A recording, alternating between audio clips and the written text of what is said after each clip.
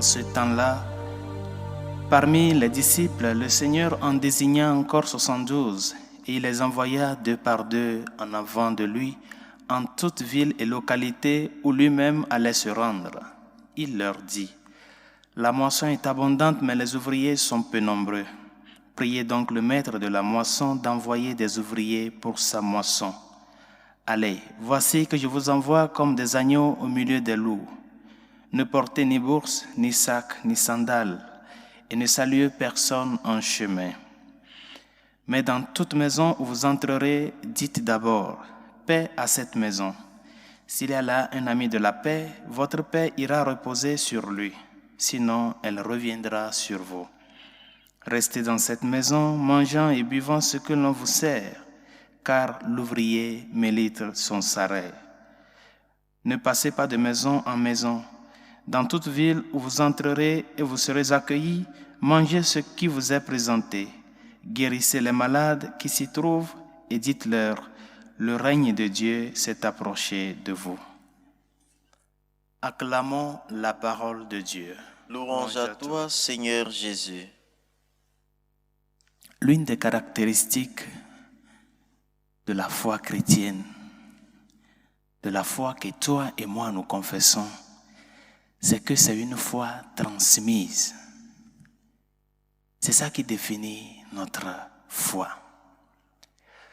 Et cette transmission s'est faite d'âge en âge, depuis les apôtres jusqu'à leurs successeurs, et à travers tous les canaux que le Seigneur lui-même, il juge bon mettre sur notre chemin pour que nous puissions le connaître et l'aimer.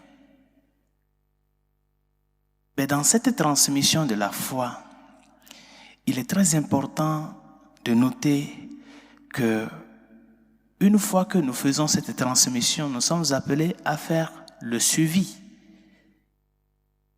On ne transmet pas le témoin à quelqu'un et puis on laisse la personne comme ça. Il faut lui donner les indications nécessaires. Il faut lui montrer le chemin à suivre. Nous l'avons vu dans les écrits de Saint Paul. Quand Paul apportait l'évangile à une terre et à un autre, même après avoir quitté ce lieu, il revenait, ou il envoyait des personnes pour voir comment est-ce que la semence que nous avons portée est grandie.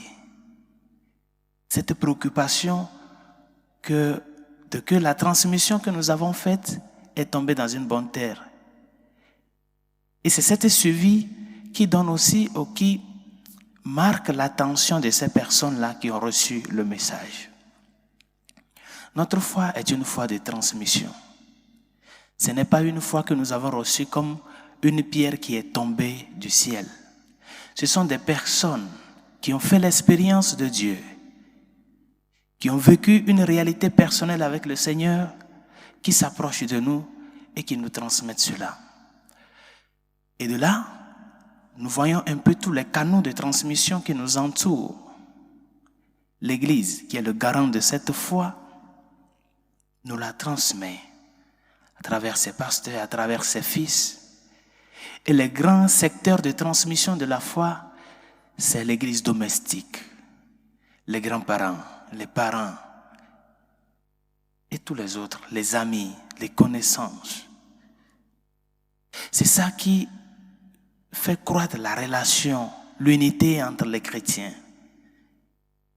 Et c'est ce qu'aujourd'hui la fête de Saint-Cyril et Saint-Méthode nous enseigne. Prendre soin de cette transmission-là. Ce que tu as reçu, donne-le aux autres. L'expérience que tu as vécue avec le Seigneur, fais-le montrer à ces personnes-là qui t'entourent. Démontre-leur que, oui, c'est ici la vie, c'est avec le Seigneur la vie en abondance. Même si cette vie est émaillée de croix et de difficultés, c'est le chemin. Parce que le Seigneur ne peut ni se tromper, ni nous tromper. Mais cette transmission implique quelque chose pour que la flamme de la foi puisse tenir et continuer par brûler. Il faut que cette foi reçue de par la transmission familiale ou bien de par la transmission ecclésiale Que cette foi reçue nous amène à la conversion, mes chers amis, à la rencontre personnelle avec le Seigneur. C'est l'un des problèmes que rencontre la vie de foi de nos jours. C'est l'une des crises que nous vivons.